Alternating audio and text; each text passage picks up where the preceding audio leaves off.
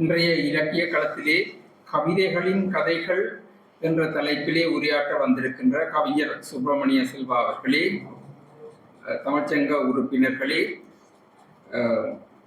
இலக்கிய ஆர்வலர்களே, உங்கள் அனைவருக்கும் எனது அன்பான மாலை வணக்கங்கள். இன்று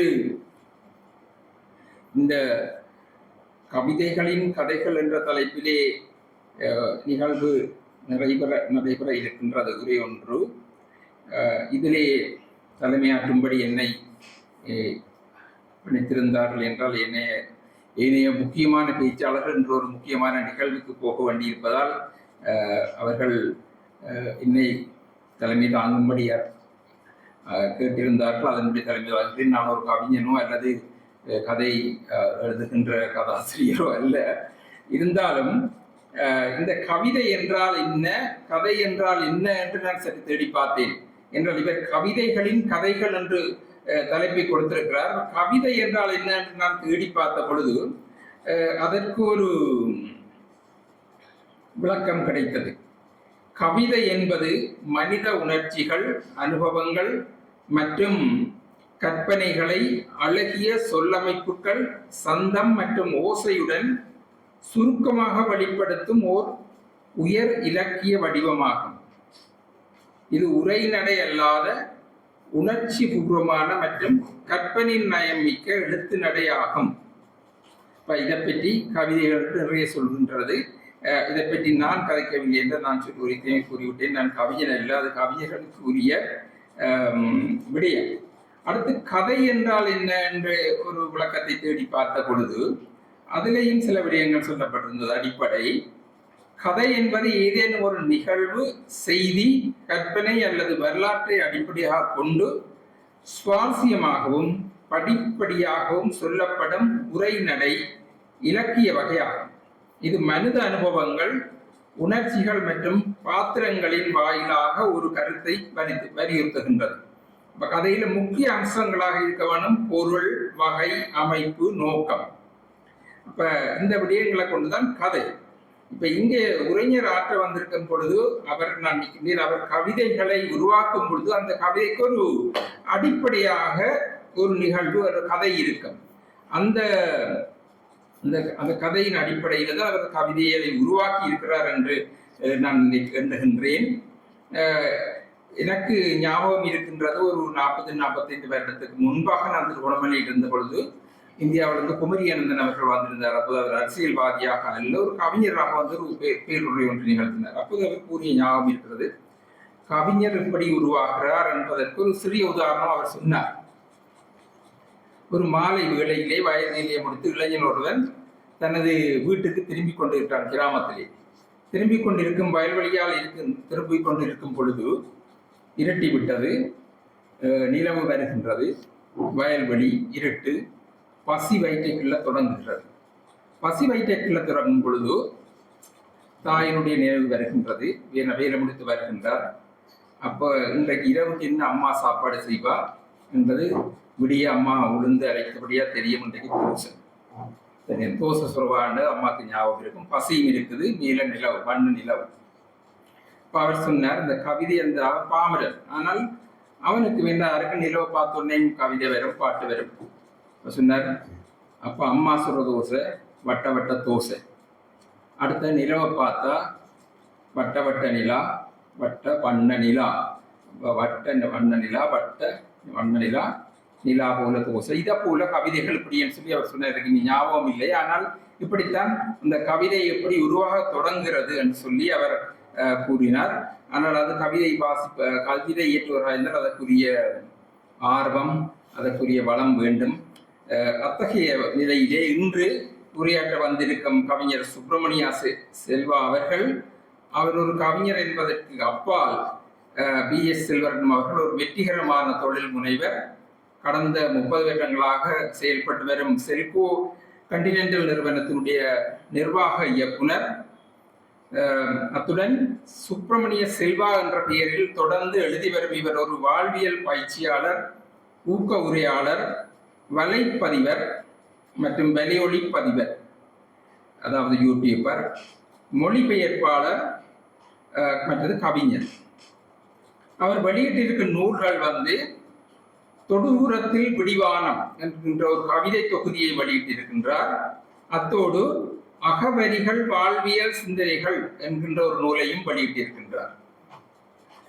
தனது எழுத்துக்கள் மூலம் உரைகள் மூலமும் சக மனிதர்கள் வாழ்வில் நேர்மறையான மாற்றங்களை ஏற்படுத்த முடியும் என்னும் திட நம்பிக்கையில் செயல்பட்டு வருபவர்.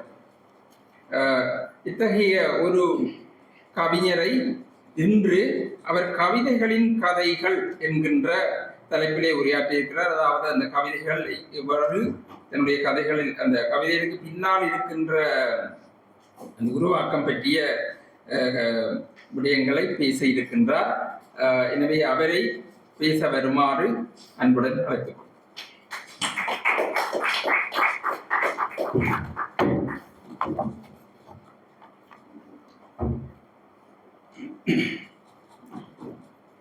கனியிடை ஏறிய சுளையும் முட்டல் களையிடை ஏறிய சாரும் பனிமலர் ஏறிய தேனும் காய்ச்சும் பாகிடை ஏறிய சுவையும் நனி பசு பொழியும் பாலும் தென்னை நல்கிய குளிரில நீரும் இனியன என்பேன் எனினும் தமிழை என்னுயிர் என்பேன் கண்டேன்.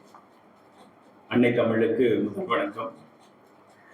இந்த நிகழ்வுக்கு தலைமை தாங்கிக் கொண்டிருக்கக்கூடிய கொழும்பு தமிழ்ச்சங்கத்தின் செயலாளர் திரு நந்தகுமார் அவர்களே, கொழும்பு தமிழ்ச்சங்கத்தின் தலைவர் மதிப்புக்குரிய திருமதி சுகந்தி ராஜகுலேந்திராமை அவர்களே, மற்றும் கொழும்பு தமிழ்ச்சங்கத்தின் அங்கத்தினர்களே, இங்கு வந்திருக்கக்கூடிய தமிழால் இங்கு இணைந்து வந்திருக்கக்கூடிய பெரியோர்களே, தாய்மார்களே, சகோதர சகோதரிகளே, உங்கள் அனைவருக்கும் இனிய மாலை வணக்கம்.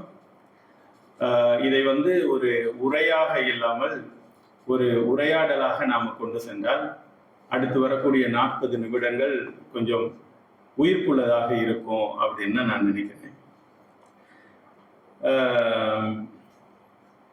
ஒரு பெண், ஒரு அம்மா நுவரெலியாவுக்கு உல்லாச பயணம் போனாங்க. அவங்க தனியா போகல, தன் நண்பிகளோட எல்லாம் சேர்ந்து போயிருக்கிறாங்க. எப்பயுமே இந்த குழந்தைகளோட, வீட்டோட, ஹஸ்பண்டோட, பிள்ளைகளோட கசையா போறதுனால நான் நிம்மதியா நாங்க தோழிகள் மட்டும் கொஞ்சம் பேர் சேர்ந்து போவோம் அப்படின்னு எல்லாம் திட்டமிட்டு அவங்க போயிருக்கிறாங்க. போய் அங்க இருக்கிறாங்க. இப்ப போக முதல்ல கணவர்கிட்ட சொல்லிட்டு போறாங்க, இந்த கிளி இருக்குதானே, இந்த கிளி நான் எவ்வளவு பாசமா வளர்க்குறேன், அது மேல எவ்வளவு அன்பு வச்சிருக்கிறேன் அப்படின்னு உங்களுக்கு தெரியும், அதனால ரொம்ப கவனமா இதை பார்த்துக்குங்க அப்படின்னு சொல்லிட்டு போறாங்க. போயிட்டு 2 நாள் கழிச்சு கால் பண்றாங்க. கால் பண்ணி கேட்குறாங்க, ஏன்பா அந்த கிளி என்னாச்சு அப்படின்னு. அந்த கிளி நீ போன மறுநாளே பறந்து போயிடுச்சு. அந்த அம்மாவுக்கு ரொம்ப கோபம். என்னங்க, சரி பறந்து போனதுதான் போயிடுச்சு, இது இப்படியே பட்டு நான் சொல்லுவீங்க? நான் எவ்வளவு இங்க சந்தோஷமா இருக்கிறேன், நீங்க என்ன பண்ணிருக்கணும், முதல்ல அந்த கிளி கூரையில உட்கார்ந்து இருக்குது அப்படின்னு ஒரு நாள் சொல்லியிருக்கலாம். அடுத்த நாள் கால் பண்ணும்போது அது இன்னும் அங்கதான் இருக்குது அப்படின்னு சொல்லியிருக்கலாம். அடுத்த நாள் பறந்து போயிடுச்சு அப்படின்னு சொல்லியிருக்கலாம். உங்களுக்கு கொஞ்சம் கூட இங்கிதம் இல்லை, இப்படி சொல்லி என் மூடே கெடுத்துட்டீங்களேன்னு கோபமா போனை வச்சிடுறாங்க. அடுத்த 2 நாள் கழிச்சு திரும்ப கூப்பிடுறாங்க. கூப்பிட்டு கேட்குறாங்க, ஏங்க அம்மா எப்படி இருக்கிறாங்க அப்படின்னு சொல்லி. அம்மா போயிட்டாங்கன்னா போயிட்டாங்கன்னு வச்சுக்கீங்களேன், போயிட்டாங்க. இப்ப அவர் எப்படி சொல்லுவாரு, மனைவி கிட்ட சொல்லணும், எப்படி சொல்லுவாரு? நான் உரையாடல் சொன்னது கேள்வி பதிலா இருக்கும். கொஞ்சம் நாம எப்படி இருக்கலாம் அப்படின்னு சொன்னா இயல்பாக இருக்கலாம். ஒரு நண்பர்களோட சேர்ந்து அரட்டை அடிக்கும் போது, கேள்வி பதில் சொல்லும் போது, ரொம்ப பதில் சொல்லும் போது ரொம்ப எல்லாம் யோசிக்க மாட்டோம், ஏதோ மனசுல அப்படியே சொல்லிடுவோம் இல்லைங்களா? அது மாதிரி நீங்க சொல்லலாம். எப்படி சொல்லியிருப்பாருன்னு நினைக்கிறீங்க? சும்மா ஏதாவது ஒண்ணு சொல்லுங்க. நம்ம என்ன சொல்லியிருப்பாரு? இது அப்படித்தானே சொல்ல வேணும்னு சொல்லிட்டாங்களே, உடனே அப்படி சொல்ல வேணும்ல சொல்லியிருப்பாங்க. மெதுவா ஒன்னாலேயே சொல்லியிருப்பாங்க, அம்மா கூரையில இருக்கிறாங்கன்னு சொல்லியிருக்காங்க, கூரையில குத்திட்டு இருக்காங்கன்னு சொல்லி. இது ஏன் சொன்னேன் அப்படின்னா, மனிதர்கள் ஒரு விஷயத்தை அப்படித்தான் சொல்லுவாங்க. சிலர் அப்படி பட்டுன்னு நேரடியாக சொல்லிடுவாங்க, சிலர் அப்படியே வளைத்து நினைத்து சுத்தி வைத்து சொல்லுவாங்க. இந்த கவிஞர்கள் இது ரெண்டுக்கும் இடைப்பட்டவர்கள். நான் இந்த கதையை சொன்னேன்னு சொன்னா நாமெல்லாம் இயல்பாக இருக்கணும் அப்படிங்கிறதுக்காக. ஏனென்றால் பொதுவாகவே நாம் போகிற இலக்கிய கூட்டங்களாகட்டும் அல்லது ஆன்மீக கூட்டங்களாகட்டும் எல்லாரும் ரொம்ப இறுக்கமாக இருக்கிறது தான் நம்ம பார்க்கலாம். ஆனா இலக்கியமும் ஆன்மீகம் எதுக்கு இருக்குதுன்னா நம்ம இயல்பாக நம்மளை வச்சுக்கிறதுக்காக தான். அதுக்காக தான் இது இந்த இந்த இந்த சின்ன கதையோடு இது நான் தொடங்கலாம்னு நினைக்கிறேன். இப்போ எனது கவிதைகளின் கதைகளை பற்றி பேசுவதற்கு முன்னாடி கவிதையோட கதையை பற்றி நம்ம கொஞ்சம் பேசலாம். இந்த கவிதைன்னு சொன்னா அதுக்கு ஒரு கதை இருக்கும் இல்லைங்களா? அது எப்படி தொடங்குச்சு, எப்படி வந்துச்சு, எப்படி இந்த நிலைமைக்கு வந்திருக்கிறது அப்படின்றதுக்கு கவிதைக்கு பின்னாலே கூட ஒரு கதை இருக்கலாம் இல்லைங்களா?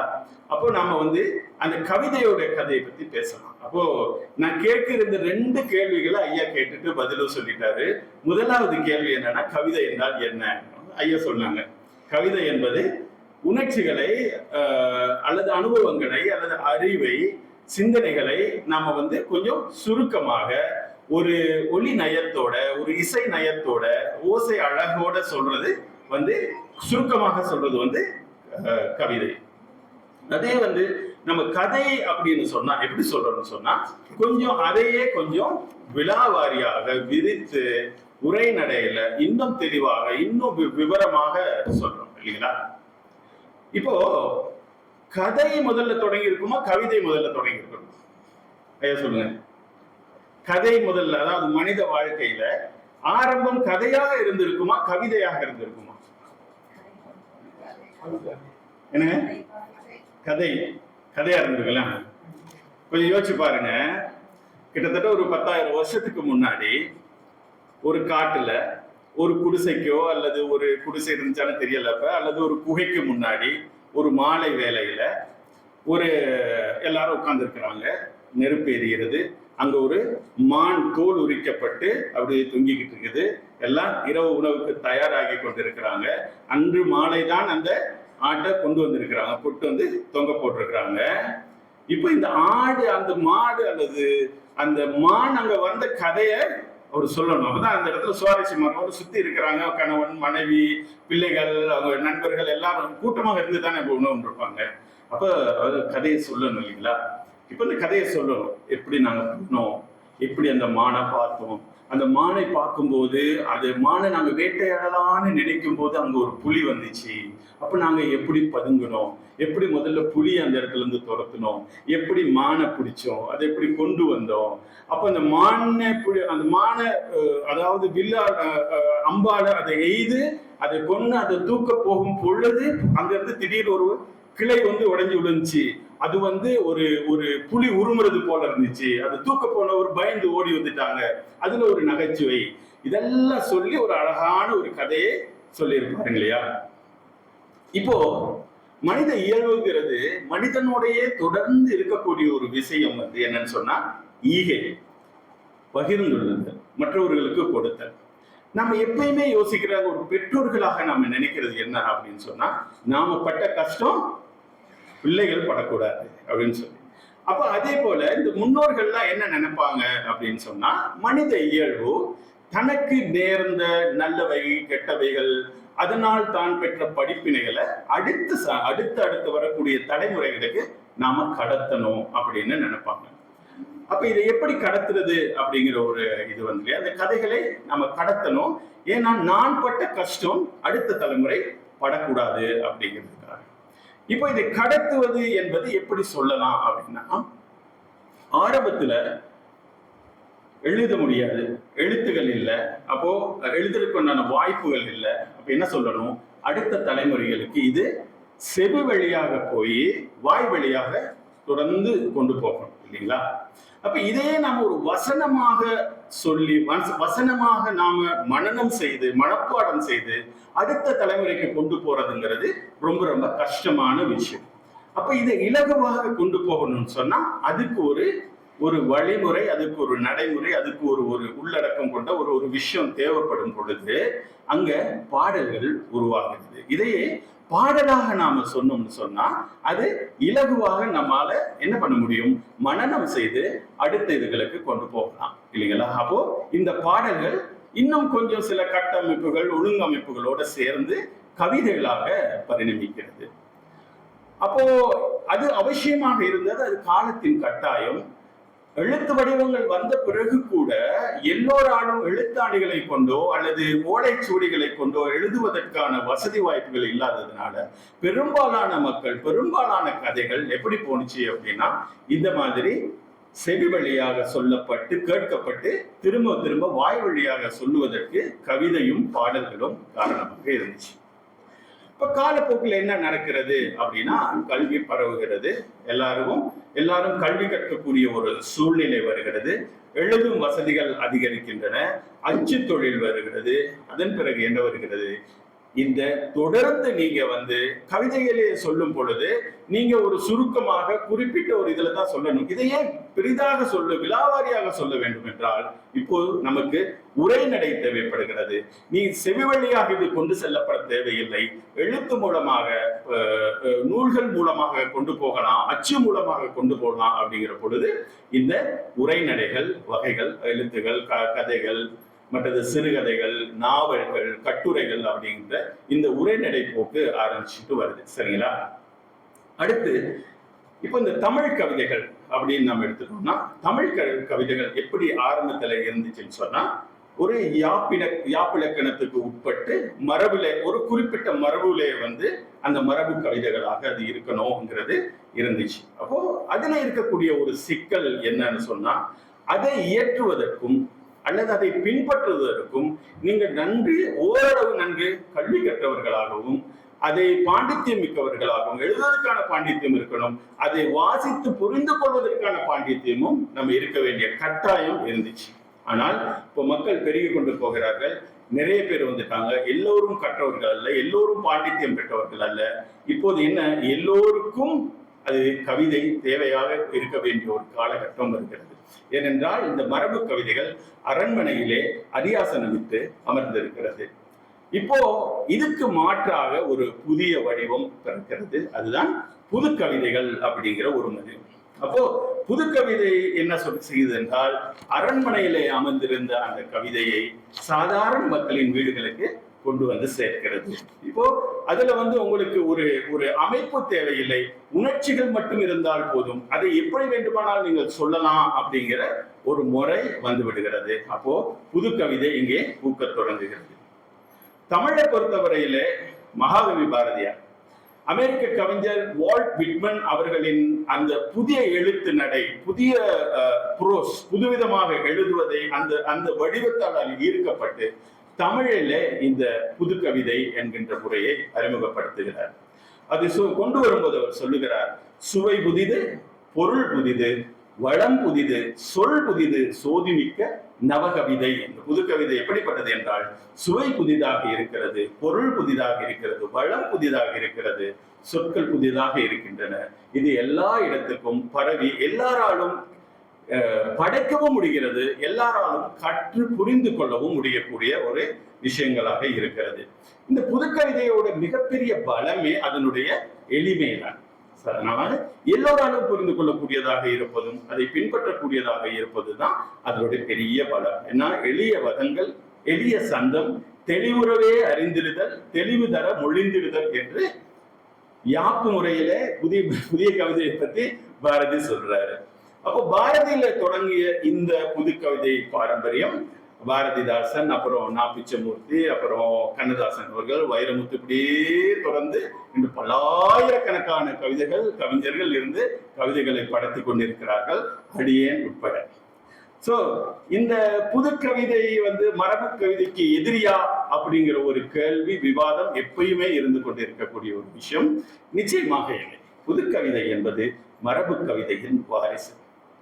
புது கவிதை என்பது மரபு கவிதை ஒரு மரம் என்றால் அதிலே துளிர்த்த ஒரு கிளைதான் புது கவிதையை தவிர அது மரபு கவிதைக்கு எதிராக அமையாது. மரபு கவிதை என்பது இரண்டு கரைகளுக்கு உட்பட்டு செல்லக்கூடிய ஒரு அழகான நதி. அந்த கரையை மீறி கடந்து செல்லக்கூடியதுதான் இந்த புது கவிதை அப்படிங்கிற ஒரு விஷயம். இப்போ என்ன பொறுத்தவரையில நான் கவிதைகளை 2 விதமாக நான் பிரிக்கிறேன். ஒன்று, வடிவத்தினால் வியப்பை ஏற்படுத்துவது. அதாவது அந்த கவிதை படைக்கப்பட்ட முறை, அதில் கையாளப்பட்டிருக்கிற சொற்கள், மொழி வளம், அது அது எப்படி எடுத்தாண்டு கொண்டிருக்கிறார்கள் என்பது போன்ற ஒரு கவிதையை வாசித்த உடனே மிகப்பெரிய வியப்பை தருவது. ஆஹா, நீங்க கம்பராமாயணத்தை நம்ம வாசித்தோம், எப்படி எழுத முடிகிறது இப்படி அப்படிங்கிற பெரு வியப்பு நமக்கு வருகிறது இல்லையா? அது ஒரு வியப்பை தருகின்ற ஒரு வகையான கவிதை. அடுத்து, வாசித்து முடித்ததும் நம்ம ஏதாவது செய்கின்ற கவிதை, ஏதாவது நமக்குள்ளே ஒரு தாக்கத்தை ஏற்படுத்துகின்ற கவிதை, ஏதாவது நமக்குள்ளே ஒரு மாற்றத்தை ஏற்படுத்தக்கூடிய கவிதை. சோ என்னை பொறுத்தவரையில் இந்த 2வது வகை கவிதையை நான் விரும்புவதற்கு காரணம், அந்த கவிதை படைப்பிலே ஏதோ ஒரு பலன் நடக்கிறது. இந்த முதலாக சொல்லப்பட்ட அந்த கவிதையை அதை நாம் வாசிக்கிறோம், வியக்கிறோம், சிலாகிக்கிறோம். ஆனால் அதனுடைய பாதிப்பு நெடுநாள் நம்மில் இருக்கிறதா அப்படின்னு சொன்னா நிச்சயமாக இல்லை. ஆனால் எந்த கவிதை நமக்குள் தாக்கத்தை ஏற்படுத்துகிறதோ அந்த கவிதையை சில பேர் அந்த சொற்களை கூட நம்ம மறந்து போய்விடலாம். பொதுவாகவே அந்த ஒரு இசை நயத்தோடு இருப்பதனால மரபு கவிதைகளை நம்ம ஞாபகத்துல வச்சிருப்போம், நல்ல நிறைய நாட்கள் இருக்கும், சரிங்களா?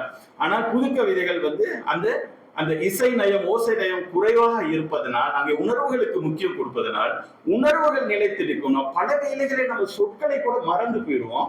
ஆனா அது ஏற்படுத்தி விட்டு சென்ற தாக்கம் நமக்குள்ளே இருக்கும். அதை பற்றிய ஏதாவது ஒரு மனிதரை சந்திக்கும் போது, ஒரு சூழ்நிலையை எதிர்கொள்ளும் பொழுது அது திரும்ப திரும்ப நமக்கு ஞாபகம் ஊட்டி கொண்டே இருக்கும்.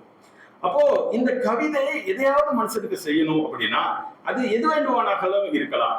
ஒரு வியப்பு அல்லது அதிர்ச்சி, மகிழ்ச்சி, துயரம், கழிவிறக்கம், ஏதாவது ஒரு உணர்ச்சியை எழுப்பக்கூடியதாக அந்த கவிதை இருக்கும். இது மரபு கவிதை, புது கவிதை 2க்குமே பொருத்தமானதாகத்தான் இருக்கும் அப்படின்னு நான் நினைக்கிறேன். நான் அண்மையில ஒரு முகநூல் பதிவு ஒண்ணு இதை பற்றி எழுதியிருந்தேன். எப்படி இது நமக்குள்ள இந்த தாக்கத்தை ஏற்படுத்துகிறது அப்படின்னு சொல்லி அதை உங்களோட பகிர்ந்து கொள்ளலாம் என்று நினைக்கிறேன். சுவாசிப்பு விட்டு செல்லும் மனத்தின் தன்மை போல, ஒரு உணவு அல்லது பானம் நாவில் விட்டு செல்லும் சுவையின் மிச்சம் போல, ஒரு வாசிப்பு விட்டு செல்லும் உணர்வில், அந்த உணர்வின் நீட்சியில் தங்கி இருக்கிறது ஒரு படைப்பின் வெற்றி. அது மகிழ்ச்சி, துக்கம், சிரிப்பு, அழுகை எதுவாக வேண்டும் என்றாலும் இருக்கலாம். இது போன்ற எண்ணற்ற படைப்புகள் தமிழ் இலக்கியத்தில் உள்ளன. சங்ககாலம் தொடங்கி தற்கால இலக்கிய படைப்புகள் வரை தமிழை தடமுயர்த்தி இருந்தாலும் தமிழை செழுமைப்படுத்தியதில் பக்தி இலக்கியத்தின் பங்கு அளப்பரியது. அவை பக்தியோடு சேர்த்து தமிழையும் வளர்த்தன. எடுத்துக்காட்டுக்காக இதோ ஒன்று அப்படின்னு நான் ஒரு இதை பத்தி எழுதியிருந்தேன். அதோட பின்னணியை நான் சொல்றேன். ஒரு அடியார் தன்னை ஆட்கொண்ட இறைவனின் திருவடிகளின் அருகாமையை இப்படி விவரிக்கிறார். இறைவன் திருவடிகளின் அருகாமையை இப்படி விவரிக்கிறார். எப்படின்னு சொல்றேன்னா, அந்த இணைந்த அடிகள் எப்படிப்பட்டது என்றால், ஒருவருக்கு ஆறுதல் தருகின்ற, அரவணைக்கின்ற, ஆற்றுப்படுத்துகின்ற, அடைக்கலம் தருகின்ற ஒரு பசு மரத்தின் நிழலை போன்றது. அந்த நிழலின் அருகாமை எவ்வளவு இன்பமானது என்றால், குறையற்ற, பழுதற்ற வீணையிலிருந்து எழுகின்ற இன்னிசையை போன்றது சொல்றாங்க. மாலையில் மேல் எழுகின்ற நிலவின் அழகு போன்றது. இதமாக நம்மை உரசி செல்கின்ற தென்றலை போன்றது. மரங்கள் தளிர்விடுகின்ற இளவேனின் காலம் போன்றது. வண்டுகள், இந்த இடம் தான் நிறைய பேருக்கு ஞாபகம் வரும், வண்டுகள் ஒன்று கூடி தேனறிந்து ரீங்கரிக்கும் மலர்களை கொண்ட பொய்கையின் குளிர்ச்சி போன்றது. யோசிச்சு பார்த்தீங்கன்னா, இதனை வாசிக்கும் பொழுது மிகப்பெரிய ஒரு காட்சி உருவாகிறத நாம பார்க்கலாம். காட்சி உருவாகிறது மட்டுமில்ல, நம் ஐம்புலன்களின் உணர்வுகளுக்கும் அதை தொட்டுட்டு போகுது இல்லைங்களா? எப்படி ஒளி, ஒளி, சுவை, மனம், தொடு உணர்ச்சி என உணர்வுகளும் இதுல கிடைச்சது. இது ஒரு திரைப்படம் போல விரிகிறது இந்த பாடல். நிறைய பேருக்கு தெரிஞ்சிருக்கும். மாசில் வீணையும், மாலை மதியமும், வீசு தென்றலும், வீங்கில வேணிலும், மூசு வண்டரை பொய்கையும் போன்றதே ஈசன் எந்தன் இணையடி நிலந்தேன்.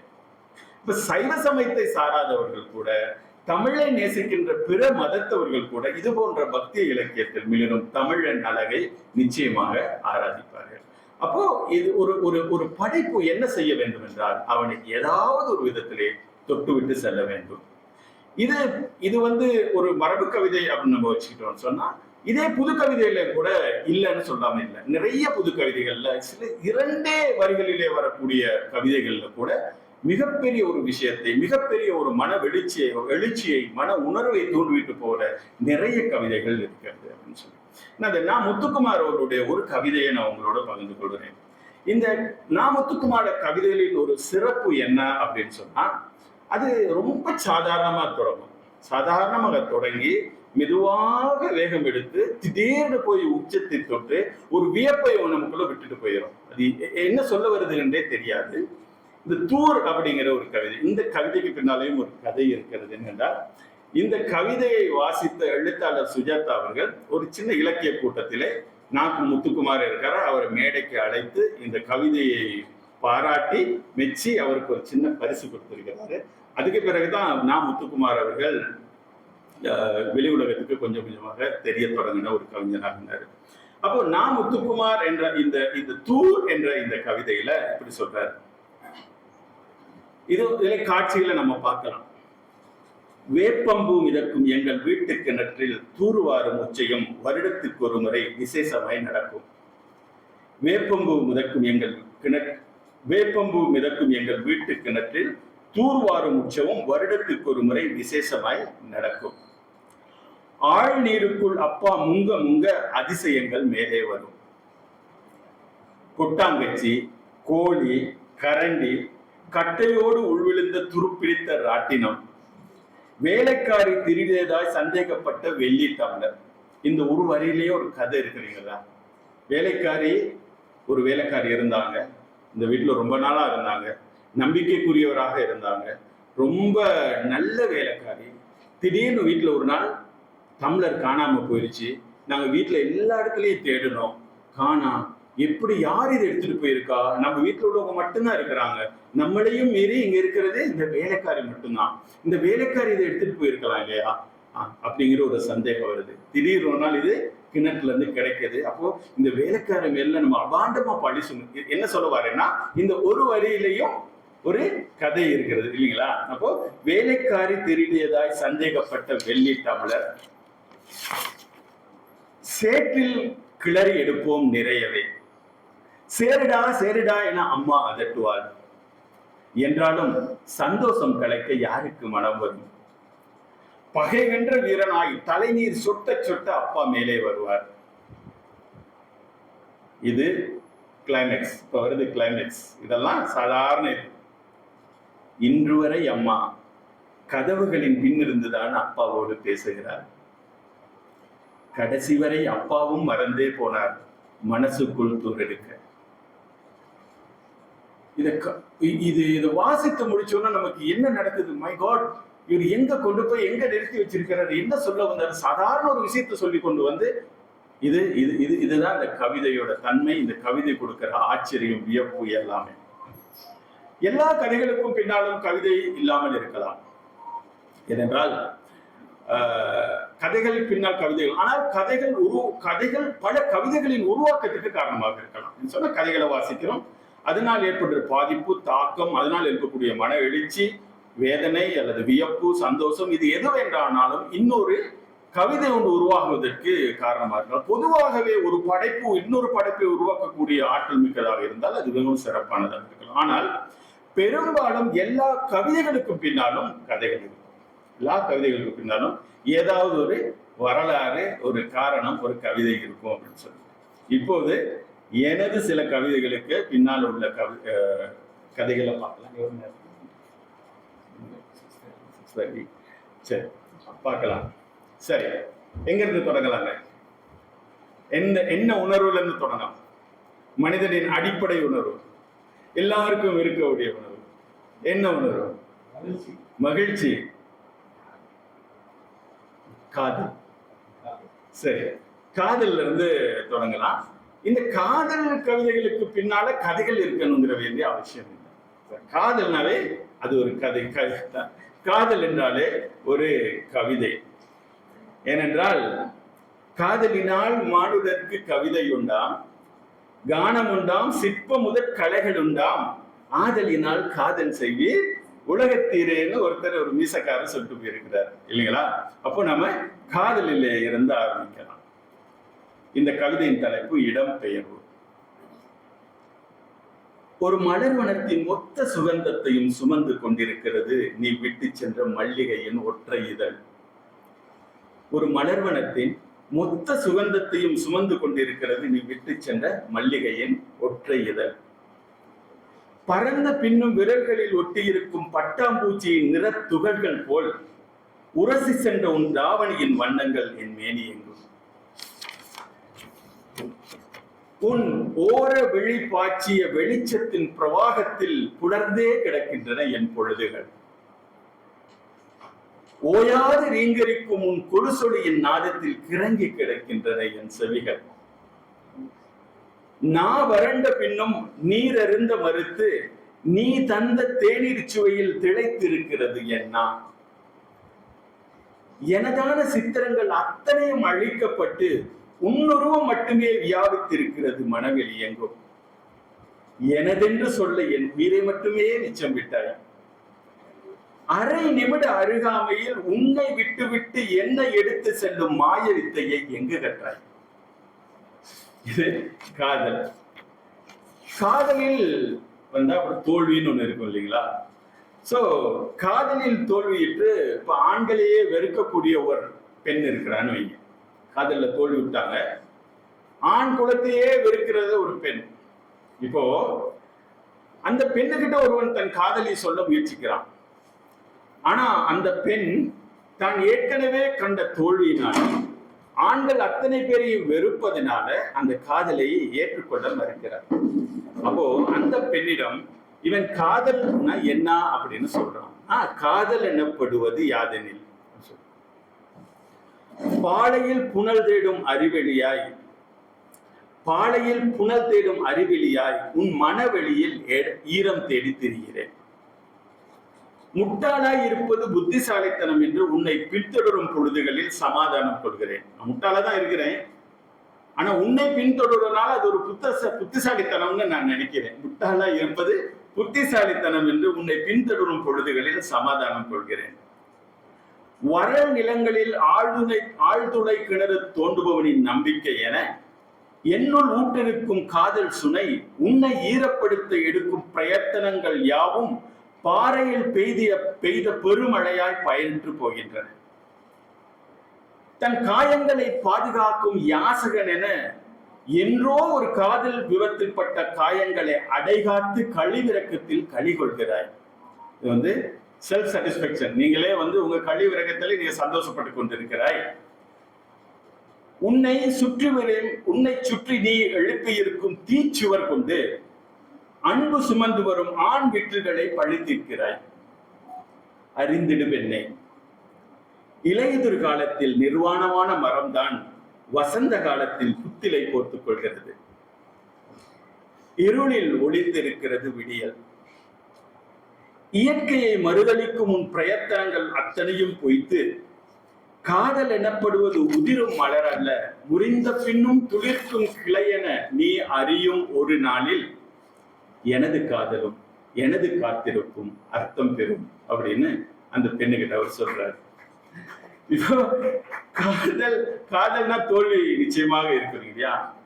தோல்வி பெற்ற ஒரு காதலன் தேவதாசாக மாறலாம், தாடி வளர்க்கலாம்.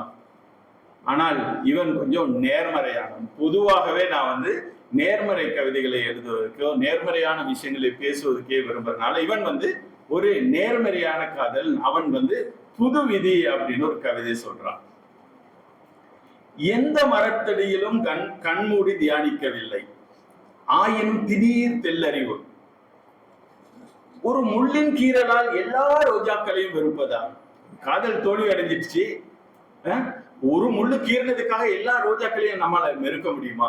ஒரு முள்ளின் கீறலால் எல்லா ரோஜாக்களையும் வெறுப்பதா? நனவாகாத ஒரு கனவுக்காக கனவுகளை துறப்பதா? கனவுகளை துறந்துட முடியுமா? நம்ம எத்தனையோ கனவு காண்கிறோம், எல்லா கனவுகளும் நனவாவதில்லை. ஆனால் நனவாகாத ஒரு கனவுக்காக எல்லா கனவுகளையும் துறப்பதா? கசந்த ஒரு கனிக்காக தருவை வேறறுப்பதா? போதும் இந்த வேதமை. என்னை அழுத்தும் உன் நினைவு கற்களால் நான் கட்டப்போவது காதலின் கல்லறை அல்ல, யாவருக்குமான நிழல் குடை. நீ மூட்டிச் சென்ற பிரிவுத்தீயில் என்னை எரித்து உயிர் திடுகிறேன், ஒரு பீனிக்ஸ் பறவையாய் உலகத்தை காதலிக்க உன்னையும் சேர்த்து. இப்படி நாம் என்னுடைய கவிதைகள் எப்படி உருவாகின்றன என்பது, என்னால் ஒரு தேநீர் கோப்பையை நிரப்பிக்கொண்டு ஒரு இடத்தில் அமர்ந்து ஒரு வெள்ளை பேப்பரை எடுத்துக்கொண்டு பேனாவை எடுத்துக்கொண்டு அல்லது தத்தரிச்சியோ மொபைலையோ அல்லது லேப்டாப்பையோ வச்சுக்கொண்டு நான் கவிதை எழுதப் போகிறேன் என்று அமர்ந்து என்னால் கவிதை எழுத முடிவதில்லை. ஏதாவது நம்மை பார்க்கின்ற மனிதர்கள் அல்லது நாம் பார்க்கின்ற ஒரு சூழ்நிலை அல்லது நாம் கேட்கின்ற ஒரு விடயம், வாசிக்கின்ற ஒரு விடயம் நம்மில் ஏதாவது ஒரு மாற்றத்தை அழுத்தத்தை ஏற்படுத்தும் பொழுது நமக்குள் ஒரு சிந்தனை வருகிறது, ஒரு தெளிவு வருகிறது. அதை மற்றவர்களிடம் எப்படியாவது சொல்லணும் அப்படின்னு தோன்றுகிறது. அது கவிதைகளாகவும் சின்ன சின்ன நாம் எழுதக்கூடிய வசனங்களாகவும் வெளிவருகின்றன. அப்ப நாம் பாதிக்கின்ற அந்த பாதிப்பை நம்மால் வாசகர்களுக்கு கடத்த முடியுமா என்று நமக்கு தெரியாது. ஆனால் மழை பொழிவது யாரையும் எதிர்பார்த்து அல்ல, அது தன்பாட்டிலே பொழிந்து கொண்டே போகிறது என்பது போல நமக்கு தோன்றியதை நாம் எழுதி கொண்டிருக்கிறோம். யாரால் பயன்பெற முடியும் அந்த பயன்பெறலாம். சோ அந்த பாதிப்பின், அதாவது நமது பாதிப்பின் ஒரு பாதியவையாவது நாம் நம்முடைய வாசகனுக்கு ஏற்படுத்த முடிந்தால் அதுவே ஒரு பெருவெற்றி என்றுதான் நான் கருதுகிறேன். இப்போ நான் ஒரு ஒரு ஒரு ஒரு மரக்கடைக்கு போயிருந்தேன். அங்க பார்த்தா ஒரு தச்சன் ஒரு கதவை செய்து கொண்டிருந்தார். இப்ப நான் அதை பார்த்து கொண்டே இருக்கும் பொழுது எனக்கு தோன்றியது, இந்த கதவு இந்த தச்சன் செய்கிற இந்த வாசல் கதவு ஏதோ ஒரு வீட்டின் வாசலிலே போய் அமரப் போகிறது, அதை நிப்பாட்ட போறாங்க அப்படின்னு சொல்லி அந்த வாசல் வழியாக என்னெல்லாம் நடக்கும் அப்படின்னு ஒரு சிந்தனை வருகிறது. எவ்வளவு விஷயங்கள் அந்த வாசல்ல நடக்கலாம் இல்லையா? அப்போ வாசல் வழி 3 நாட்களுக்கு முந்தைய இரவில் இப்பெரும் பிரபஞ்சத்தில் பிரவேசித்த பெண் சிசுவின் முதல் வருகை, உதிர்ந்த ஒரு உயிரின் இறுதி பயணத்தின் தொடக்கம், மனமுடித்த ஜோடி ஒன்றின் மறுவீட்டு அழைப்பு, முன்ஞாப பொழுதொன்றில் பூனை என வெளியேறும் இளம் பெண்ணின் படிதாண்டல், வன்ம வார்த்தைகள் வீசி விரைந்து கடக்கும் உறவொன்றின் பிரிவு, அரைந்து சாத்தப்பட்ட அவமானம், ஊரடங்கிய ஓரிரவில் உள்நிலையும் கல்வனின் அத்துமீறல். இப்படியும் இன்ன பிறவுமாக எத்தனையோ சம்பாவிக்கலாம். வியர்வை பெருகும் கரங்கள் கொண்டு தச்சன் உருவாக்கும் இந்த வாசற்கதவு வழி அப்படின்னு சிந்திச்சேன். அடுத்து 2018 பெண்களை பொறுத்தவரையில ஒரு மிகப்பெரிய ஒரு வீறு கொண்டு எழக்கூடிய ஒரு விஷயம் நடந்து 18-19 மீ டூ என்கின்ற இயக்கம் ஆண்களின் அதிகாரத்தினாலே, அதாவது அவங்களுடைய ஆணவத்தினாலே அதிகாரத்தினாலே அவர்கள் எப்படியெல்லாம் கொடுமைப்படுத்தப்பட்டு இத்தனை வருடங்களாக தாங்கள் உள்ளுக்குள் பூட்டி வைத்திருந்த துயரங்களை, சோகங்களை, கோபத்தை முழு உலகமும் வெளிப்படுத்தக்கூடிய ஒரு காலகட்டமாக அது இருந்தது 2000 மீ டூ என்கின்ற ஒரு இயக்கம். அப்போ அதை பத்தி நாம் அந்த காலத்தில் நிறைய வாசிச்சோம். அமெரிக்காவில் என்ன நடந்து, இந்தியாவில் என்ன நடந்துச்சு, எப்படி ஒரு பாடகி ஒரு மிகப்பெரிய ஒரு கவிஞரால இன்னப்படுத்தப்பட்டாங்க, இப்படி வந்து நிறைய விஷயங்களை நாம வாசிக்கும் பொழுது அது நமக்குள்ளே ஏற்படுத்துகின்ற தாக்கம் தான் இந்த மீ டூ. என் கொடுங்கனவின் கதாநாயகன் நீ, என் கொடுங்கனவின் கதாநாயகன் நீ திருடி சென்ற என் உறக்கத்தை இன்று கைப்பற்றினேன். என்று கைப்பற்றினேன் என்றால், என்று அவளால் தன் உள்ள கிடக்கை வெளிப்படுத்த முடிந்தோ அத்தனையும் வெளி சொன்ன பிறகுதான் அவளால் முழுமையாக உறங்க முடிந்தது. அதனால் நீ திருடி சென்ற என் உறக்கத்தை இன்று கைப்பற்றினேன். ஒரு யுகாந்தர நீளிரவின் விடியலில் இதோ சுமையிறக்கிய சுகத்தில் புலர்ந்தும் துயில்கிறேன். புலர்ந்த பிறகும் நான் துயில்கிறேன். உன் மகளையொத்த என்னை உன் அதிகார விரைப்பால் உண்மையாக்கினாய். இன்றென் குரலை கண்டெடுத்து உரத்து சொல்கிறேன், நானும் மீ டூ. என் குரலின் எதிரொலியில் என்னையொத்த இன்னொருத்தி மௌனம் கலைகிறாள். அவளின் எதிரொலியாய் இன்னொருத்தி என எங்கள் குரல் ஆயுதம் ஏந்தி சமரிடுகிறோம். கிழிந்து தொங்கும் உன் பிம்ம ஆடை வழி உன் நிர்வாணம் அரங்கேறுகிறது. இரையாக்கியவன் இரையாகும், வேட்டையாளன் வேட்டையாடப்படும் வேலை இது.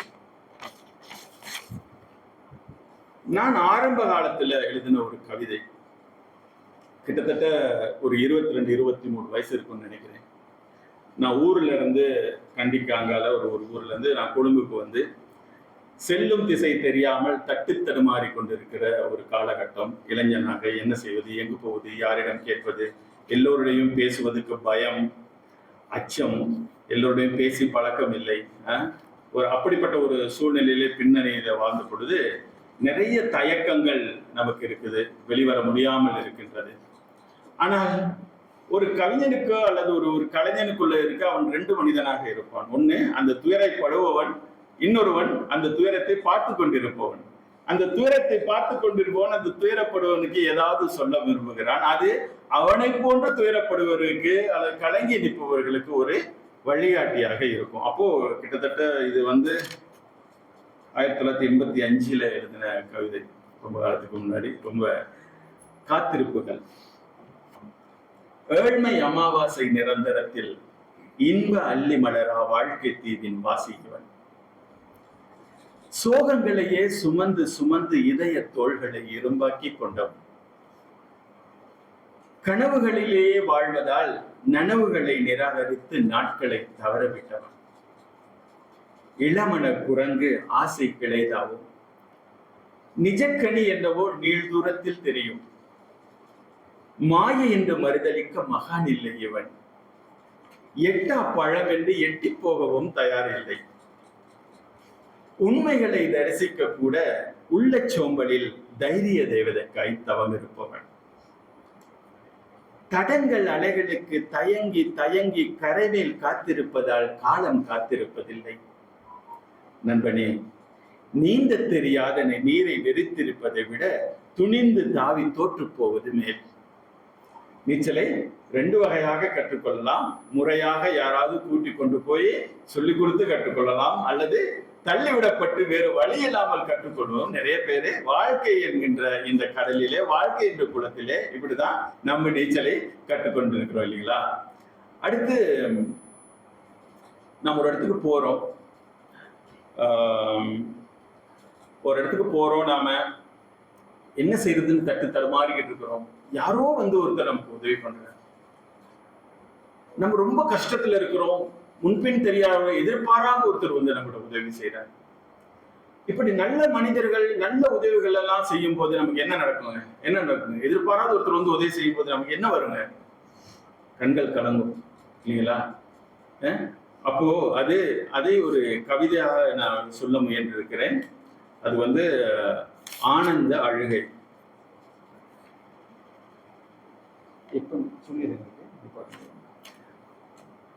நல்ல மனிதரை காணும் போதெல்லாம் அழுது விடுகிறேன் நான். பாலைவனத்தில் சோலை கண்ட பயணியின் பரவசம் எனக்குள். பாலைவனத்தில் சோலை கண்ட பயணியின் பரவசம் எனக்குள். நாடி நரம்புகள் துவண்டு உள்ளுக்குள் ஏதோ உடைந்து மூச்சும் பேச்சும் மறந்து விழிக்குடம் நிறையேறும். சில நேரம் கரை நீரும். பேருந்தில் புகையூர்தியில் கற்பிணிக்கும் இறங்கா கயவர் மத்தியில் சட்டென இடந்தரும் சக பிரயாணியின் கருணையில் கரையும் என் மனம். வீதி கடக்க பரிதவிக்கும் விழி இழந்தவனுக்கு பார்வை பிச்சையிடும் வள்ளிப்பூக்கனின் வாத்சல்யத்தில் துளிர்க்கும் என் விழிகள். அந்நியப்பட்ட புது இடத்தில் அகதிபோல் தவிக்கையில் முன் வந்துதவும் முகம் தெரியா அந்நியனின் அன்பில் விம்மும் என் நெஞ்சம். இப்படி இங்கும் அங்குமாய் ஒருவர் இருவராய் நல்ல மனிதரை காணும் போதெல்லாம் அழுது விடுகிறேன் நான். அடுத்தது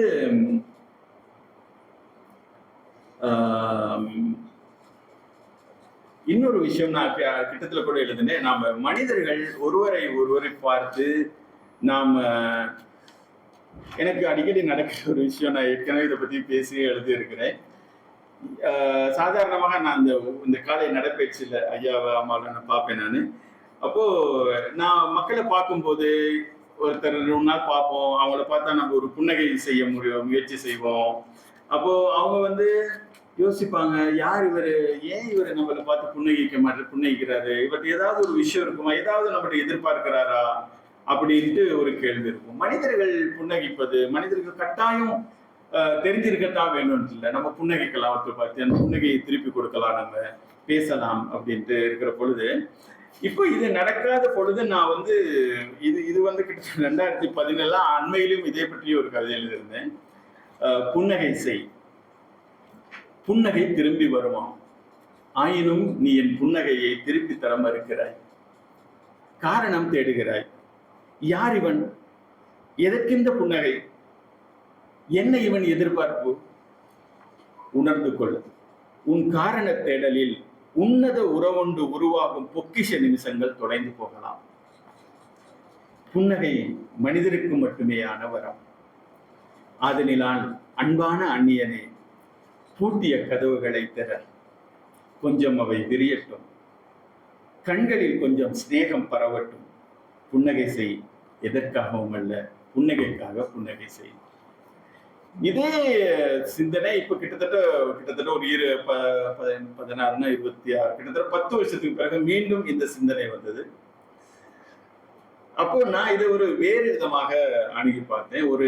ஒரு ஆண் கடற்கரையில வச்சுக்கொள்ளுங்களேன், ஒரு பெண்ணை திறந்து பார்க்கிறாரு, அவர் புன்னகை பண்றாரு, அவங்க புன்னகைக்க மறுக்கிறாங்க அப்படின்னு சொல்லிட்டு, இப்ப இந்த ஆண் அந்த பெண்ணிடம் சொல்வதாக இந்த கவிதை. எப்படி சொல்வது? ஒவ்வொரு நாளும் காலை நடைப்பயிற்சியில் எதிரெதிரே சந்திக்கிறோம். நேற்று முன்தினம் புன்னகைத்தேன், வெற்று பார்வை வீசி விரைந்து சென்றாய். நேற்றும் புன்னகைத்தேன், உன் கண்களின் கனல் கடற்காற்றையும் கடந்து சுட்டது. இன்று நடப்பதை நிறுத்தி இடுப்பில் கை வைத்து உரத்து கேட்கிறாய், ஏன் என்னை பார்த்து தினமும் புன்னகிக்கிறாய் என்று. எப்படி சொல்வது? மனிதரை பார்த்து மட்டுமே புன்னகிக்க முடியும் என்று எப்படி சொல்வது? புன்னகைக்கு புன்னகையை தவிர வேறு பொருள் இருக்க தேவையில்லை என்று எப்படி சொல்வது? உன் விபரீத கற்பனைகளுக்கு நான் பொறுப்பல்ல என்று அந்த கவிதை. நீங்க வந்து ஒரு விபரீதமாக கற்பனை செய்து கொண்டீர்கள் என்றால் அதற்கு நான் பொறுப்பல்ல என்று சொல்லிக்கொண்டு, அப்போ நிறைய கவிதை இருக்கு, எல்லாத்தையும் சொல்வதற்கு நேரம் அல்ல. நிறைவாக ஒரு கவிதையை நான் சொல்லிடுறேன். இது நான் நினைக்கிறேன் 2 கவிதையை சொல்லலாம்னு நினைக்கிறேன். 2 கவிதைகள். ஒன்று வந்து நாம் எல்லாரும் முகம் கொடுக்கிற ஒரு விஷயம், ஒரு நண்பர் இருக்கிறாரு அல்லது ஒரு உறவினர் இருக்கிறாங்க, அவங்க இல்லாம போயிடுறாங்க. அப்போ என்னுடைய நண்பன், கனடாவில இருந்து ஒரு நண்பன் என்னிடம் தொலைபேசியில பேசி சொல்றான், அவருடைய தொலைபேசி எண்ணை என் கைபேசியிலிருந்து நான் எப்படி அழிப்பது அப்படின்னு கேட்கிறேன். அது ஒரு கொடுமையான விஷயம் இல்லையா? ரொம்ப நெருங்கிய நண்பன், எப்படி அழைப்பது? அப்போ நான் இதில் எழுதுறேன், மறைந்த தன் நண்பனின் தொலைபேசி இலக்கத்தை தன் கைபேசியிலிருந்து அழிக்க முயலுகையில் படும் துயரத்தை பகிர்ந்து கொண்ட ஒரு நண்பனுக்காக எழுதிய கவிதை. சபிக்கப்பட்ட என் கைபேசி, நீ அழைத்த போதெல்லாம் உன் பெயரால் ஒளிர்ந்த என் கைபேசி இன்று ஓய்ந்து கிடக்கிறது. உன் குரலின் ஸ்பரிசத்தை இனி அது உணரப்போவதில்லை. அந்த குரலோட ஸ்பரிசத்தை அந்த கைபேசி இனி உணரப்போவதில்லை. உன் குரலால் ஆசீர்வதிக்கப்பட்ட என் செவிகள் உன் மரணம் கேட்குமாறு சபிக்கப்பட்டது எப்போது? கண்ணீரால் காயமான என் கண்கள் செய்த பாவம் என்ன? எப்போதும் சொல்லிவிட்டு தானே செல்வாய், இப்போது மட்டும் என்ன? நண்பனே, என் கைபேசி சுமக்கும் உன் எண்ணை நீக்க முயலுகையில் துடிக்கும் என் விரல்களை, பதறும் என் நெஞ்சை, நடுங்கும் என் உடலை, உயிருடன் நான் படும் மரண அவஸ்தையை உணர வேணும், ஒருமுறை திரும்பி வா என்று சொல்ல. அடுத்து இன்னொரு நண்பனை சந்தித்தேன். தன் வாழ்க்கை துணையை இழந்த நண்பன். இது ஒரு மிகப்பெரிய கொடுமை அல்லவா? நாம வளர்றோம், திருமணம் முடிக்கிறோம், கணவன் மனைவியராக பல்லாண்டு காலம் வாழ்கிறோம். அப்போ வயது முதிர்கிறது, மரணம் பற்றிய பயம் வருகிறது. இப்போ யோசிக்கிறோம், யாரு முதலில் போவது என்கின்ற ஒரு கேள்வி வருகிறது. முதலில் யோசிப்போம், நான் முதல்ல போயிட்டா பரவாயில்ல அப்படின்னு சொல்லிட்டு. நான் முதல்ல போயிட்டா அவளை அல்லது அவரை எப்படி பார்த்துக்கிறது, யார் பார்த்துக்குவா, அவங்களுக்கு என்ன நடக்கும் அப்படிங்கிற ஒரு கேள்வி வருது. இரண்டு பேருமே போயிட்டா, அந்த நண்பன் சொன்னது, நானும் போயிருந்தா நல்லா இருந்திருக்கும் அப்படின்னு சொல்லுவான். நானும் போயிருந்தா நல்லா இருக்கும் அப்படின்னு அந்த நண்பன் சொல்றான். ஆனால் அது சாத்தியமில்லை இல்லையா? அதற்கு கொஞ்ச நாளுக்கு முதல்ல தான் நான் வாசிச்சேன், மறைந்தவர்கள் வானத்தில் நட்சத்திரங்களாக மின்னுகிறார்கள் அப்படின்ட்டு ஒரு யூத நம்பிக்கை. மற்ற மத நம்பிக்கையில இருக்குன்னு நினைக்கிறேன். யூத மத நம்பிக்கை, மறைந்தவர்கள் வானத்திலே நட்சத்திரங்களாக ஒளிர்கிறார்கள், மின்னுகிறார்கள், நம்மளை பார்த்து கொண்டிருக்கிறார்கள், கவனித்துக் கொண்டிருக்கிறார்கள் சொல்லி. ஸோ அந்த நண்பனின் உணர்வை வெளிப்படுத்தும் விதமாக இந்த கவிதை. எந்த நட்சத்திரம் நீ? அன்றும் இதே போன்ற ஒரு இரவு, நிலவை தொலைத்த வானம், நீளும் கடற்கரை, முகம் மறைக்கும் கும்மிருட்டு, ஆர்ப்பரிக்கும் கடல், நானும் நீயும் தனியே. அன்றொரு நாள் மணலின் ஈரம் மனதை நனைக்க மௌன நடை. நம் அந்தரங்க மதித்து நண்டுகள் கூட தம் பொந்துக்குள் முகம் புதைத்துக் கொண்டன.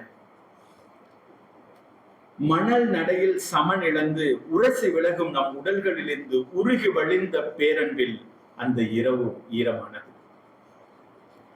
இணைந்த விரல்களினுடைய எண்ணற்ற கனவு பரிமாற்றம், வாய்மொழியற்ற சம்பாசனை, ஊடலும் பின் கூடலுமாய் உயிர்ப்போடு உழவும் நெருங்காதல் பயணம், பேரன்பின் மெய்யுருவாய் பெயர் சொல்ல வாரிசுகள், உயிர் நட்பும் உறவும் என நிறை மன வாழ்வு, பேர குழந்தைகளுடன் இதே கடற்கரையில் பெரும் கொண்டாட்டம். இது போதுமென இரு மனங்களும் சொல்லும் ஓர் இலையுதிர்கால நாளில் பழுத்த இலைகள் ரெண்டு மெதுவாய், மிக மெதுவாய் மரத்திலிருந்து விலகிச் செல்வது போல் விரல் கோர்த்து ஒன்றாய் விடைபெறும் நம் கடைசி கனவு மட்டும் கைகூடாமலே போனது. நிறைமன வாழ்வு, பேர குழந்தைகளுடன் இதே கடற்கரையில் பெருங்கொண்டாட்டம். இது போதுமென இரு மனங்களும் சொல்லும் ஓர் இலையுதிர்கால நாளில் பழுத்த இலைகள் ரெண்டு மெதுவாய், மிக மெதுவாய் மரத்திலிருந்து விலகி செல்வது போல் விரல் கோர்த்து ஒன்றாய் விடைபெறும் நம் கனவு, கடைசி கனவு மட்டும் கைகூடாமலே போனது. இதோ இன்னும் ஒரு இரவு, நிலவை தொலைத்த இரவு. நிலா முற்றத்தில் மல்லாந்து விழித்து கிடக்கிறேன். எண்ணற்ற நட்சத்திரங்களில் எந்த நட்சத்திரம் நீ? நன்றி.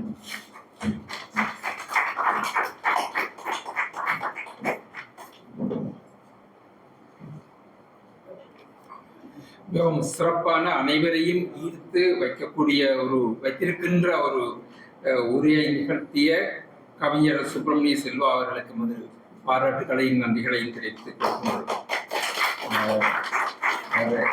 40 நிமிடங்கள் தான் கேட்டிருந்தார். சரியாக அந்த 40 நிமிடத்துக்கே தனது உரையை நிகழ்த்தி இருக்கின்றார். எனக்கு ஆச்சரியமா இருந்தது, ஒரு தொழிலதிபராக இருந்து கொண்டு இப்போது ஒரு சிறந்த ஒரு கவிஞராக இருப்பதும் ஒரு பெருமைக்குரிய விடயமாக இருக்கின்றது. இப்பொழுது அவரது உரையை ஒட்டி உங்களுடைய கருத்துக்களை நீங்கள் தெரிவிக்கலாம். தயவு செய்து இந்த கருத்துக்களை தெரிவிப்பவர்கள் இங்கே வந்து இந்த ஒலிவாங்கியில் தெரிவிக்கும்படி கேட்டுக்கொள்கிறேன். என்னென்றால், எங்களுடைய கொழும்பு தமிழ்ச்சங்க இணையத்திலே இந்த நிகழ்ச்சிகள் நேரடியாக சென்று கொண்டிருக்கின்றன. நீங்கள் இந்த நிகழ்ச்சி நிறைவடைந்த நேரம் அந்த கொழும்பு தமிழ்ச்சங்க இணையத்தில் சென்று நீங்கள் இதை பார்வையிடலாம்.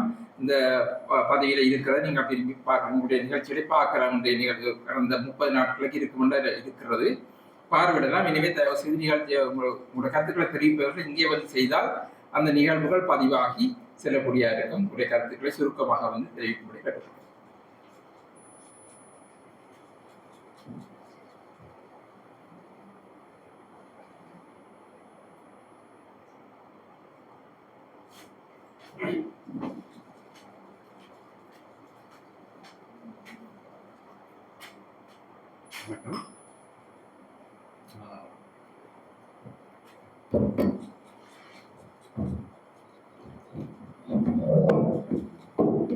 இங்கே சொல்லப்பட்ட இந்த கவிதைகளை நம்ம முதற்கரமாக நான் இதை காணிச்சோம். இதில் வந்து அவருடைய கவிதைகள் வந்து வசனங்கள் கேட்டதோ கேட்கலையோ அந்த இதயத்தில் வந்து வைப்ரேட் பண்ணி கொண்டிருந்துச்சு. ஸோ அவர் அது என்ன காரணம்ன்றா அந்த அந்த கவிதைகளை அவர் சொல்கிற பொழுது அந்த கவிதை, அதாவது ஒரு உதாரணத்துக்கு ஒரு தேவாரத்தை பாடினால், ஒரு ஆள் தேவாரத்தை பாடினால் அவருக்கு பாம்பு வந்து திருப்பி வந்து நஞ்சு எடுத்துச்சு, நாங்கள் அதே தேவாரத்தை பாம்பு எங்களுக்கே கிடச்சோம். ஏன்னா அது என்ன சொல்லுவாருன்னு என்றால் அந்த அந்த கவிதையில் அவர் ஊறியிருக்கிற அந்த தன்மை, அதாவது அவர் எவ்வளவு தூரத்துக்கு அந்த கவிதையை உணர்ந்திருக்கிறார், எவ்வளவு தூரத்துக்கு உணர்ந்து அந்த கவிதையில மூழ்கி இருக்கிறார். இந்த வசனங்கள் எங்களுக்கு விளங்கியோ, ஆனால் அது எங்களுக்கு இதயத்துல ஒரு ஒரு ஒரு வைப்ரேஷன் உருவாக்குது. இந்த இதயம் தான் வைப்ரேட் பண்ணி கொண்டிருந்தது. காது கேட்டதோ கேட்கல எனக்கு தெரியல. அதான் என்னுடைய ஃபீட்பேக். Thank you very much.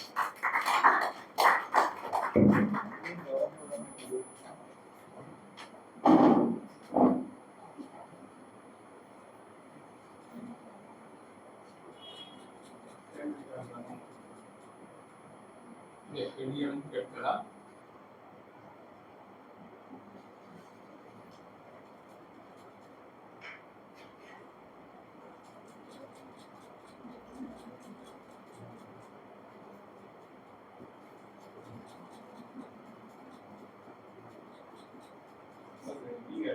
ரொம்ப ரசிச்சு கேட்டு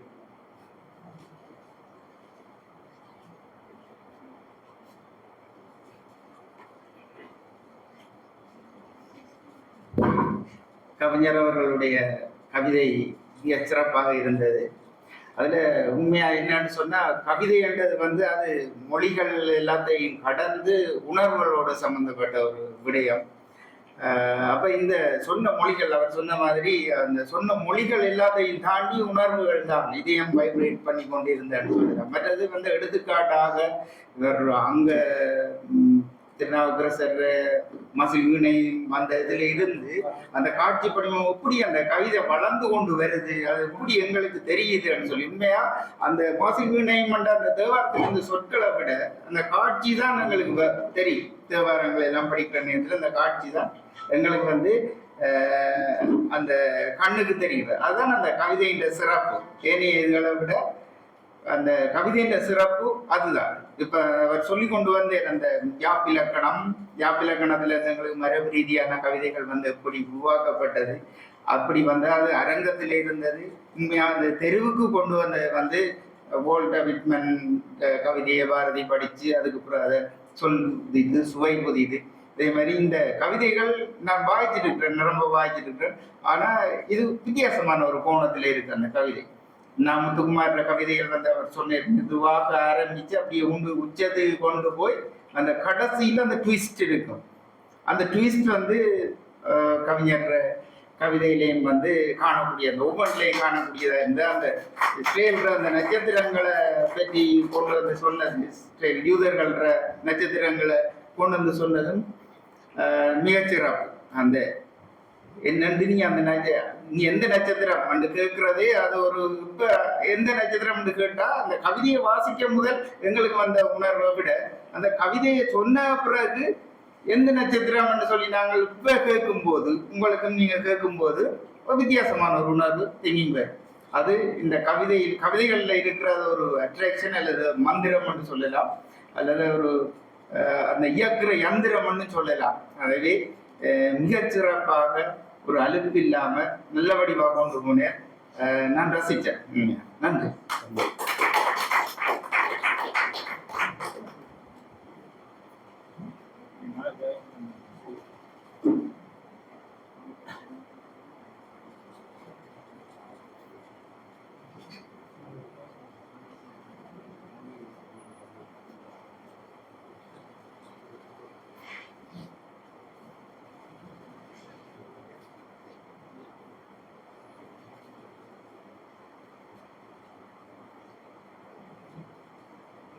எந்த வயதிலிருந்து கவிதை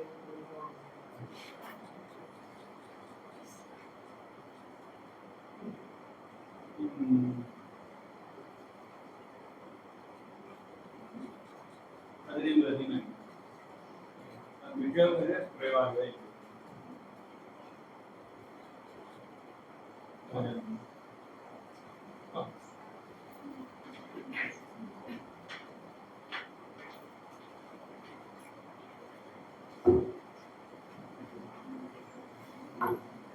வணக்கம் ஐயா. கருத்துரையாண்டு பெரிதாக எனக்கு தயார்படுத்தி வரவில்லை. ஆனால் தலைப்பு எனக்கு மிகவும் கவர்ந்திருந்தது. இதுல இருந்து கச்சமையும் என்று நான் உடனே ஒரு சிந்தனை எடுத்தேன். மொழி பொருள் தருகிறது. ஒரு சொல்லி எடுத்தால் காகம், இது காகம். அந்த ஒவ்வொரு சொல்லையும் சேர்த்து ஒரு உணர்வோடு வருவதுதான் கவிதை. இதைத்தான் உங்களுடைய உரையிலிருந்து நான் இனங்கண்டு கொண்டேன். இதுல எந்த ஒரு சாதாரண பாடல் ஆசிரியர் என்றபடியா இன்னொரு பாடலை கட்டலாம். காக்கா காக்கா பறந்து வா, கனிகள் தருவேன் விரைந்து வா. இதில் ஒரு கவிதை இலக்கணமும் இருக்கிறது, நூல் கூறல் இருக்குது, குரில் நடி ஓசைகள் இருக்கிறது. நன்றி.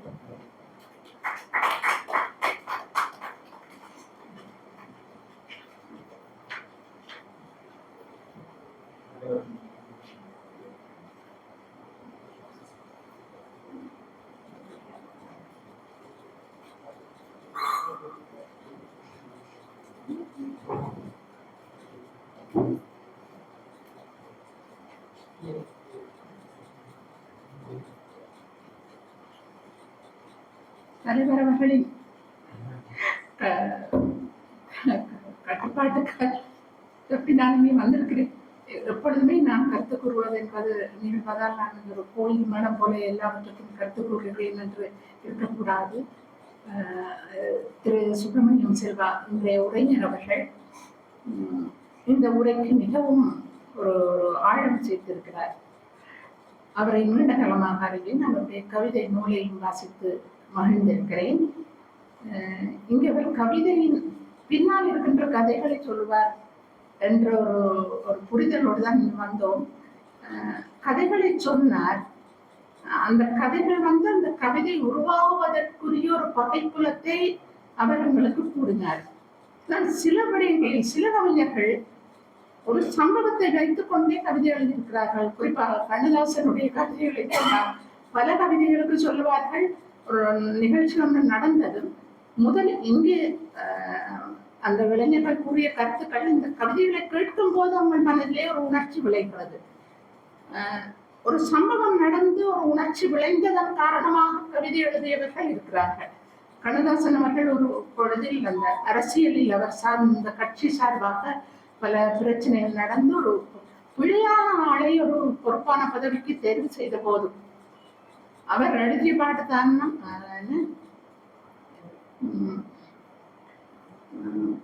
யாரை எங்கே வைப்பது என்று யாருக்கும் தெரியல, அண்டங்காக்காவுக்கு.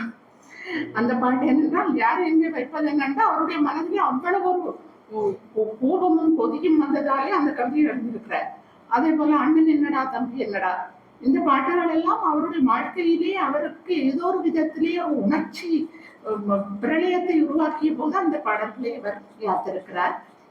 இங்க நீங்கள் அந்த மாசில்வணி என்ற தேவாரத்தை பற்றி கூறுகிறீர்கள். அது மிகவும் அற்புதமான ஒரு தேவாரம். எந்த ஒரு சமய கருத்தையும் கூறாமல் எல்லோருக்கும் பொதுவான ஒரு இறைவனை எவ்வாறு நாங்கள் எங்களுடைய நீங்கள் கூறிய அந்த கருத்து மிகவும் அற்புதமானது. அந்த ஐம்புலன்களாலும் எவ்வாறு அதனை தரிசிக்கலாம் என்பதற்கு அந்த நன்றாக கூறினீர்கள். அதை நீங்கள் ஒரு கவிஞர் என்பதால் அதை ஒரு கவி உள்ளத்தோடு தரிசித்திருக்கிறீர்கள். அதே போலதான் நான் அண்மையில் அங்கு வாசித்தேன். இந்த பித்தாவரை சூடி என்கின்ற தேவாரத்தை கூறுவார்கள். அதுல இந்த பித்தா என்று கூறியதற்கு பலவாறு பொருள் கருத்து விளக்கங்கள் உள்ளன. எங்கோ ஒருவர் கூடிய ஒரு கருத்து எனக்கு அதை மிகவும் நெஞ்சை தொட்டது என்னென்றால், இப்ப நாங்கள் சாதாரண பேச்சு வழக்கிலே யாரை பார்த்து பித்து என்று கூறுவோம். பைத்தியக்காரன் என்று சொல்ல முடியாது, பித்தர் என்று சொல்ல மாட்டோம். யாரை சொல்லுவோம் என்றால், பெற்ற மனம் பித்து, பிள்ளை மனம் கல்லு. பெற்ற மனம் தாய் மனத்தைத்தான் ஒரு பித்து பிடித்த மனம் என்று சொல்லுவார்.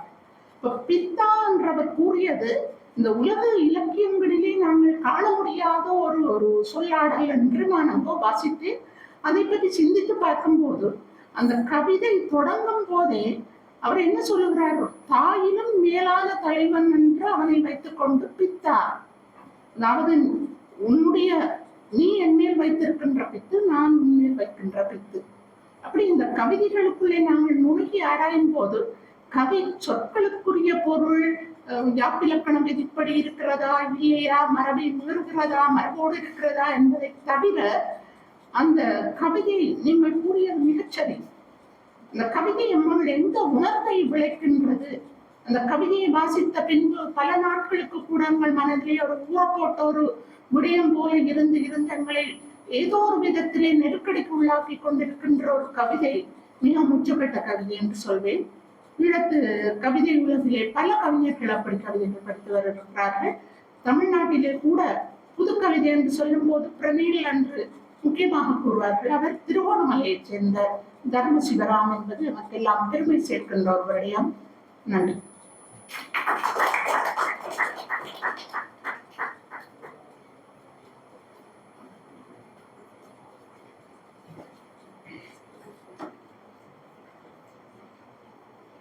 வேறு யாரும் கருத்து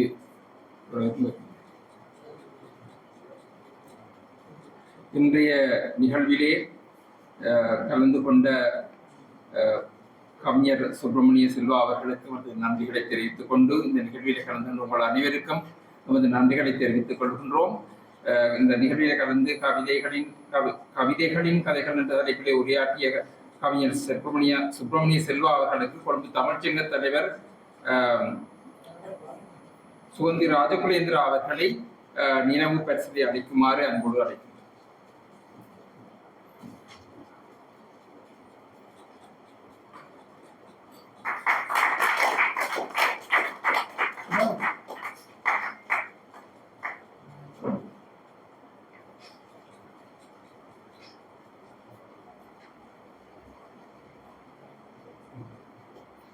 நன்றி. இப்பொழுது சங்க கீதத்துடன் நிகழ்வுகள் நிறைவு.